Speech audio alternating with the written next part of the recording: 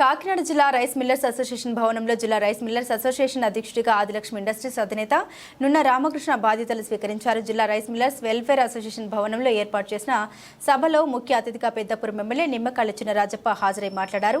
YCP ప్రభుత్వ హయాంలో rice మిల్లర్లు ఎన్నో ఇబ్బందులు ఎదుర్కొన్నారన్నారు. రైతు బాగు కోసమే టీడీపీ అనేక పథకాలను అందిస్తుందని జిల్లాలో ఉన్న పెద్ద స్థాయి మిల్లర్లు అందరూ చిన్న మిల్లర్లను ఆదుకోవాలన్నారు. ప్రస్తుతం జిల్లాలో రెండవ పంట మధ్యలో ఉందని బోండాలు రకం బస్తా 1500 నుండి 1700 రూపాయలు కొనుగోలు చేసేందుకు నిర్ణయించామన్నారు. జిల్లాలో ఉన్న మిల్లర్లందరూ ఆనందంగా ఉండేందుకు తాను ఎల్లవెల్లా కృషి చేసి వారి సమస్యలు పరిష్కరిస్తామని అధ్యక్షుడు రామకృష్ణ అన్నారు.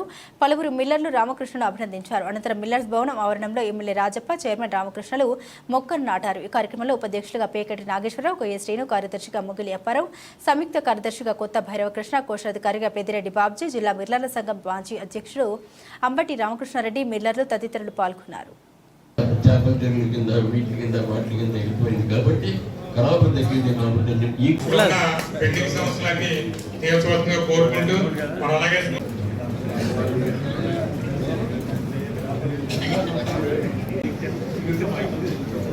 సభకి నమస్కారం. వేదికని చిరంజీవి వీరభద్రారెడ్డి మిగతా సభ్యులందరికీ కూడా హృదయపూర్వక నమస్కారాలు తెలియజేశారు. కృష్ణ గారు, రాఫీ గారు, అలాగే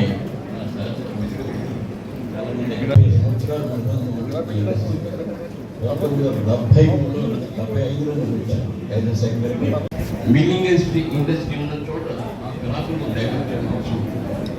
దాన్ని ఏ విధంగా అంటే చెప్పే కానివ్వండి సార్, మళ్ళీ పని చేస్తాను.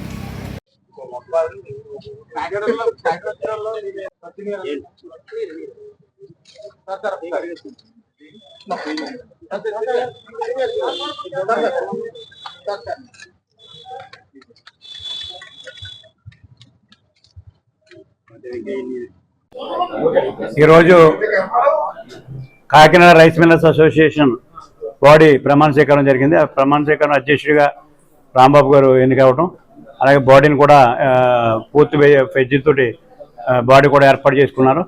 అంటే దీనికి విశిష్టత ఉంది. ఈ తూర్పుగోదావరి జిల్లాలో రైస్ మిల్లర్స్ చాలా స్ట్రాంగ్. ఎందుకంటే మొదటి నుంచి కూడా రైతాంగానికి మిల్లర్స్కి అనుసంధానం ఉంది.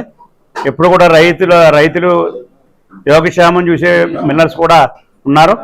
గత 5 సంవత్సరాలు కొంచెం ఇబ్బంది పడ్డారు. మళ్ళీ కొత్తపాటి వచ్చి ఇప్పుడు రైతులందరూ కూడా సుఖపడే విధంగా మరి ప్రభుత్వం కూడా కొన్ని నిర్ణయాలు తీసుకుంటుంది. ఆ నిర్ణయాల ప్రకారం రైతు మళ్ళీ మిల్లర్స్ కూడా అనుసంధానం జరిగితే రైతుకు ఇబ్బంది ఉండదు.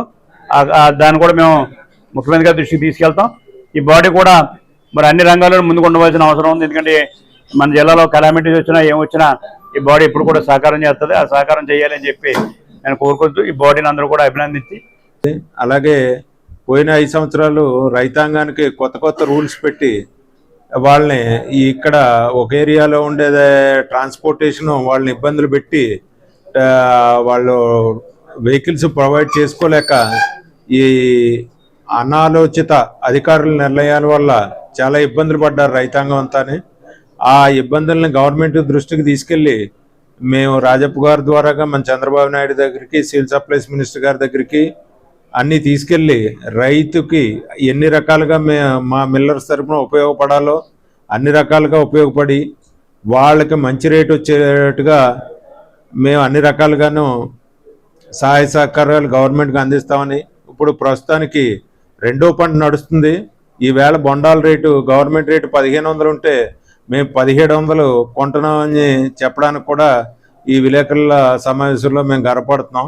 మేము రైతాంగానికి మిల్లర్స్ ఎప్పుడూ ఎగ్నెస్ట్ కాదు. రైతాంగానికి అన్ని రకాలుగాను మేము ఆదుకోవడానికి మా సహాయ సహకారాలు అందిస్తామని మీ సభాముఖంగా